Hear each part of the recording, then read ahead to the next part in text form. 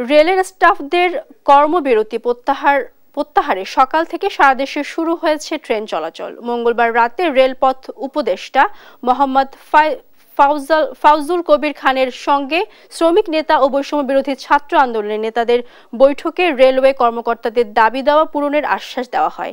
পরে press briefing করে কর্মবিরতি প্রত্যাহারের সিদ্ধান্তের কথা জানায় শ্রমিক নেতারা। রাত 2:30টার দিকে ধর্মঘট তুলে নেওয়ার পর শুরু হয় ট্রেন চলাচল। বুধবার সকাল থেকে ময়মনসিংহ, রাজশাহী, চট্টগ্রাম সহ বিভিন্ন রুটে চলছে ট্রেন। এতে যাত্রীদের মাঝে ফিরছে স্বস্তি।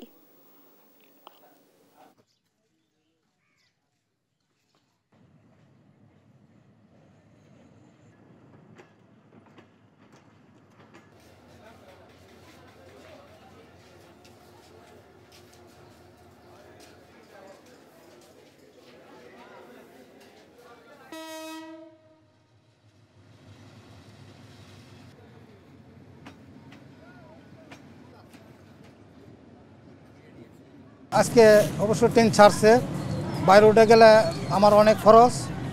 হ্যাঁ, ট্রেন না থাকলে যেরকম স্কুলের মাস্টার, হাসপাতালের কর্মচারী, অন্য কর্মচারী অনেকেরই অনেক সুবিধা।